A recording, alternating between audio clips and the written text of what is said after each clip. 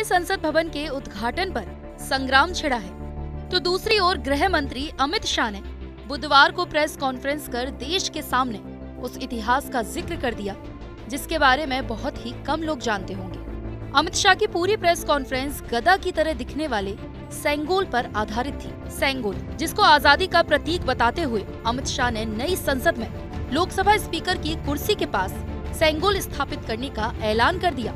लोग सेंगोल के बारे में कुछ जानते समझते उससे पहले खुद गृह मंत्री ने ही इसका पूरा इतिहास बता दिया। सेंगोल का मतलब होता है संपदा से संपन्न। सेंगोल संस्कृत के शब्द शंकु से लिया गया है, जिसका अर्थ होता है शंख। इतिहास में इसका इस्तेमाल अक्सर संप्रभुता के प्रतीक के तौर पर किया जाता था। सेंगोल राजदंड भारतीय सम्राट की शक्ति और अधिकार का प्रतीक था। ये सोने या चांदी से बना था और इसे अक्सर कीमती पत्थरों से सजाया जाता था। भारतीय इतिहास में सेंगोल राजदंड का पहला इस्तेमाल 322-185 ईसा पूर्व मौर्य साम्राज्य द्वारा किया गया था। अपने विशाल साम्राज्य पर अपना अधिकार दिखाने के लिए मौर्य सम्राट सेंगोल राजदंड का इस्तेमाल करते थे।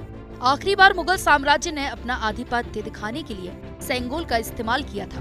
ब्रिटिश ईस्ट इंडिया कंपनी ने भी भारत पर अपने अधिकार के रूप में सेंगोल का ही इस्तेमाल किया था। हालांकि 1947 यानी कि आजादी के बाद भारत में इसका इस्तेमाल कभी नहीं हुआ। अमित शाह ने सेंगोल का इतिहास बताते हुए कहा कि आजादी के समय सेंगोल तमिलनाडु में रखा था। अगस्त 1947 में भारत छोड़ते वक्त लॉर्ड माउंटबेटन ने पंडित जवाहरलाल नेहरू से पूछा कि सत्ता हस्तांतरण के दौरान क्या आयोजन होना चाहिए। तब पंडित नेहरू ने तमिलनाडु से सेंगोल मंगवाया और आधी रात को अंग्रेजों से सेंगोल स्वीकार किया। अंग्रेजों के हाथों सेंगोल लेना भारत की आजादी का प्रतीक था। बाद में इसे इलाहाबाद के संग्रहालय में रख दिया गया और धीरे धीरे भुला दिया गया। हालांकि इतिहास से जुड़ी कुछ किताबों में इसका जिक्र जरूर है। अमित शाह ने बताया कि जब प्रधानमंत्री नरेंद्र मोदी के संज्ञान में सेंगोल आया तो गहन जांच करवाई गई और फिर भारत के समृद्ध इतिहास के इस प्रतीक को संग्रहालय से निकालकर संसद में जगह देने का फैसला हुआ।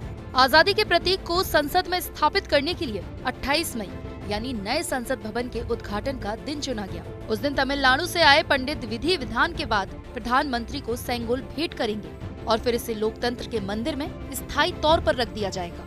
96 साल के तमिल विद्वान जो 1947 में उपस्थित थे वो भी उसी दिन रहेंगे। नए संसद भवन में जिस सेंगोल की स्थापना होगी उसके शीर्ष पर नंदी